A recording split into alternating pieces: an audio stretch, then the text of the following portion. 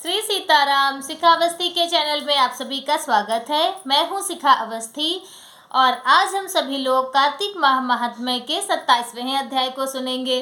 26वें अध्याय में आप सभी ने सुना कि जो देवगढ़ है, जो कलहा को लेने के लिए आते हैं, भगवान के जो पार्षद होते हैं वो कलहा को लेने के लिए आते हैं, तो उनसे जो धर्मदत्त है वो भगवान को जल्दी से जल्दी प्रसन्न करने के आसान और सरल तरीके पूछते हैं कि किस प्रकार से हम भगवान को, और कौन से तरीके हैं जिनसे हम भगवान को प्रसन्न कर सकें। तो जो भगवान के गढ़ हैं वो जो धर्मदत्त है, उन्हें वह विधि एक इतिहास के द्वारा, एक कहानी के द्वारा वो बताते हैं। वो कहानी है राजा चोल और विष्णुदास की। तो अब 26वें अध्याय में विष्णुदास और राजा चोल के विषय में हम सभी लोगों ने सुना और ये भी जाना कि उन दोनों में शर्त होती है कि कौन पहले भगवान के दर्शन प्राप्त करता है। तो अब 27वें अध्याय में हम सभी लोग सुनेंगे और जानेंगे कि किस विधि से राजा चोल ने और विष्णुदास ने भगवान को प्रसन्न करने का प्रयत्न किया। तो अब हम सभी लोग 27वें अध्याय को सुनेंगे। तो अध्याय प्रारंभ करते हैं। श्री गुरुदेव भगवान, गणेश भगवान और नारायण भगवान का स्मरण कीजिए, ध्यान कीजिए और अध्याय को सुनिए। तो गणों ने कहा कि हे विष्णुदास, एक दिन भोजन तैयार करके भक्ति में तल्लीन था। कोई उसका भोजन चुरा कर ले गया, लेकिन सायंकाल की आराधना हो सके और व्रत भंग ना हो, इसलिए उसने एक दिन दोबारा भोजन तैयार नहीं किया। ये जो विष्णुदास है वो अब एक झोपड़ी में अलग विरक्त रह के भगवान को प्रसन्न करने का प्रयास करता है। तो वह अपना जो भोजन तैयार करता है वो भोजन उसका कोई चुरा ले जाता है। तो उसमें क्या होता है कि श्री नारद जी ने कहा कि हे राजन, इस तरह लगातार 7 दिन तक कोई दूसरा भोजन चुराता रहा। तब वह हैरान होकर सोचने लगा कि यह तो बड़ी विचित्र घटना है कि न जाने कौन हर रोज मेरे भोजन को चुरा कर ले जाता है।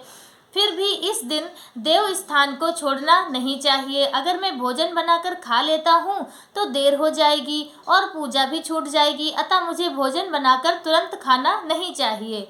बिना भगवान को भोग लगाए हम वैष्णवों को भोजन नहीं करना चाहिए। अगर 7 दिन बीत गए हैं तो आज का एक दिन और सही। आज मैं भली भांति भोजन की रक्षा करूँगा और देखूँगा कि हर रोज इसे कौन चुरा कर ले जाता है। ऐसा सोचकर विष्णुदास भोजन को तैयार करता है और भोजन को तैयार करने के बाद रख कर वह चुपचाप एक जगह छिपकर बैठ जाता है। उसने थोड़ी देर के बाद देखा कि वहाँ पर एक चांडाल आया जिसका शरीर बहुत ही दुर्बल था। उसके शरीर पर केवल चमड़ी ही चमड़ी दिखाई देती थी। जब वह चांडाल भोजन चुराकर चल दिया तो विष्णुदास ने उसे पुकारा और कहा कि हे भाई, यह रूखा भोजन लेकर कहाँ जा रहे हो? घी तो लेते जाओ। ऐसा कहकर वह श्रेष्ठ ब्राह्मण आगे को बढ़ा। विष्णुदास को अपनी ओर आता देखकर वह चांडाल तेजी से दौड़ने लगा। वह ब्राह्मण से डर गया, लेकिन दुर्बलता के कारण दौड़ तो ना सका, अतः वह भूमि पर गिर पड़ा और मूर्छित हो गया। चांडाल को मूर्छित देखकर विष्णुदास लपक कर उसके पास पहुंचा और अपने वस्त्र से उस पर हवा करने लगा। और इससे बाद उसने जो कुछ देखा उसे देखकर वह आश्चर्यचकित रह गया। उसने देखा कि उसके सन्मुख, विष्णुदास के सन्मुख शंख, चक्र, गदा, पद्म, पीतांबरधारी चतुर्भुजी रूप, अलसी के फूल के समान कांति वाले, छाती में कौस्तुभ माला से सुशोभित साक्षात श्री विष्णु भगवान खड़े हैं।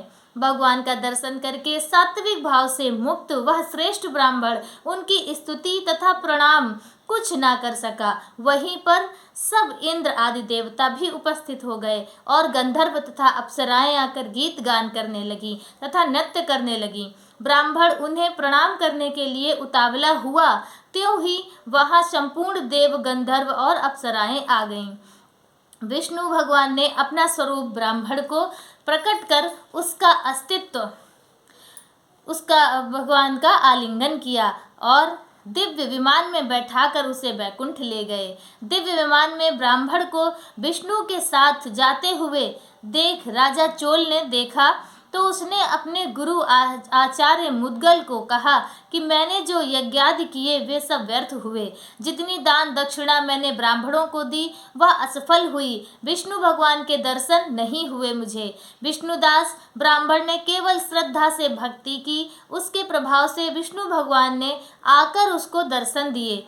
इसलिए भक्ति ही सर्वोपरि है। जिसे भगवान के दर्शन के लिए राजकाज त्याग कर भक्ति करनी चाहिए। राजा के पुत्र न होने के कारण उसने अपने भांजे को अपनी राजगद्दी का अधिकारी बना दिया और स्वयं विष्णु भगवान की भक्ति करने लगा। और बहुत काल तक भक्ति करने के बाद भी विष्णु ने दर्शन नहीं दिए, तो वह अग्निकुंड में कूद पड़ा। अग्नि में प्रकट होकर विष्णु भगवान ने राजा को गोदी में उठा लिया और कहा, मैं तेरे त्याग और भक्ति से बहुत प्रसन्न हूँ। उसका आलिंगन कर उसको दिव्य विमान में अपने साथ बैठाकर बैकुंठ में ले गए। विष्णु जी ने अपने समान रूप वाले ब्राह्मण को पुण्यशील और राजा चोल को सुशील नाम देकर दोनों को अपना द्वारपाल बना लिया। 27वां अध्याय संपूर्ण हुआ। आप सभी ने सुना कि किस प्रकार से राजा चोल को भगवान के दर्शन हुए, उनका आलिंगन प्राप्त हुआ और उनके परम धाम को दोनों ने प्राप्त किया, विष्णुदास ने और राजा चोल ने भी। लेकिन किस विधि से भगवान प्राप्त हुए ये सब भी आपने सुना कि भगवान विष्णु को बहुत बड़े बड़े यज्ञ आदि ये सब किए जाते हैं, इनका भी अपना फल है, इनका भी अपना विधान है। लेकिन भगवत प्राप्ति के लिए, भगवान की भक्ति के लिए सिर्फ और सिर्फ भगवान का खूब नाम जाप कीजिए, रात्रि जागरण कीजिए, अच्छे सुंदर अपने आचरणों के साथ भगवान की भक्ति कीजिए। भगवान आपको स्वयं आकर दर्शन देंगे और आपकी भक्ति को स्वीकार करेंगे, आप पर अपनी कृपा दृष्टि, अपना आशीर्वाद बनाएंगे। भगवान को प्रसन्न करना बहुत बड़ा काम नहीं है, बस सच्चे मन से आप एक बार भगवान को पुकार कर देखिए तो कैसे भगवान आपकी तरफ दौड़ चले आते हैं। और भगवान विष्णु, कार्तिक का महीना है और भगवान विष्णु का यह अति प्रिय महीना है, इसीलिए आप सभी लोग खूब भगवान की भक्ति कीजिए, खूब दीपदान और जागरण आदि कीजिए, भगवान की कथाएं सुनिए और अपने पुण्यों को अर्जित कीजिए। इन्हीं सब मंगल कामनाओं के साथ में आज का वीडियो मेरा बस इतना ही। आगे का अध्याय हम सभी लोग कल सुनेंगे। श्री सीताराम।